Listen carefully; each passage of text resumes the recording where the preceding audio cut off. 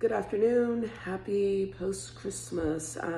Wanted to get on here today because this is something that I've noticed over the years, and it's part of the dangers of social media, and that is that if you have a Facebook account, Instagram account, and you have like these people from your past, they don't really reach out to you, but they are just there. They don't comment on anything. This is where narcissists have a lot of entitlement, you see, because what they're basically doing is they're temperature testing everybody that's associated with or is a friend or contact on their social media. And so what they'll do is they'll watch, and if you are particularly in a season where you're doing really well and you're on the up and up, and they have seen you go through some trials and tribulations and some struggles in the past, they won't necessarily, well, they actually don't reach out to you when you're in a difficult time. They can't be bothered. They don't even know you. But when you're actually doing well for yourself, all of a sudden, they'll want to connect with you, and they'll pretend like, they have been there for you all the time, but just have been too busy to, give you any sort of consolation or to check and see if you are genuinely okay, or in general okay, just to begin with, because narcissists are very self-motivated and self-focused, and so they've been observing your social media, trying to figure out how you are going to fit into their ultimate plan as what they can get from you. And I've had this happen to me several times with people from my past that just pop up out of the blue.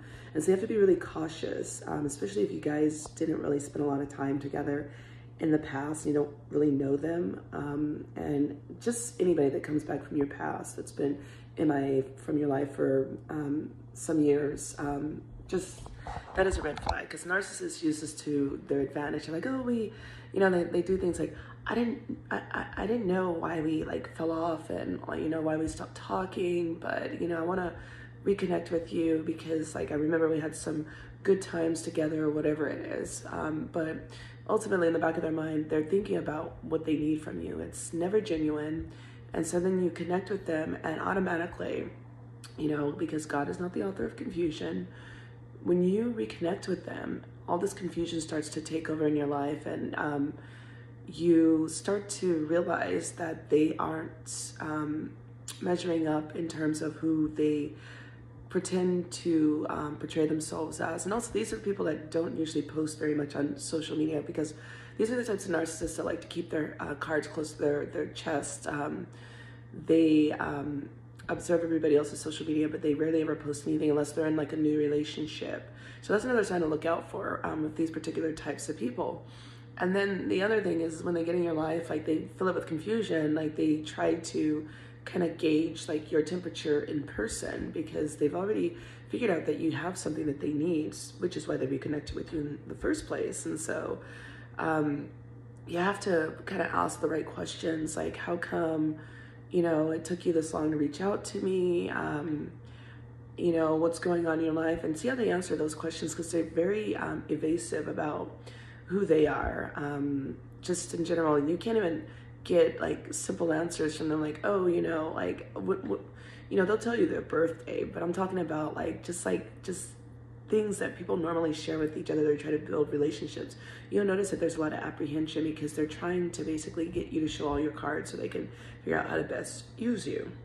And I've mostly seen this with females, but I know that this is typical with males, because it doesn't change. As a matter of fact, I have my fair share of male narcissists from the past as well. So I know how they both operate, and it's not that different. The only thing is that you're dealing with a female, and the females are just as bad as the men. People think, oh, women are so nurturing, this and that. Not the females. They're not. They're really not, and it makes it worse because they're women. Anyways, I just wanted to pop that up there really quickly, because I think this is really important. Don't forget to like my video if it's giving you some thought as far as some relationships in your life on your social media that are just kind of lurking in the background, probably collecting information about you. waiting for that perfect time to figure out if they need you for whatever it is. Anyways, this has been Shale Day. I hope you guys have a wonderful week. I love Mondays. Carpe diem. It's a good time to set the tone for the week. Anyways, I'm out. Bye.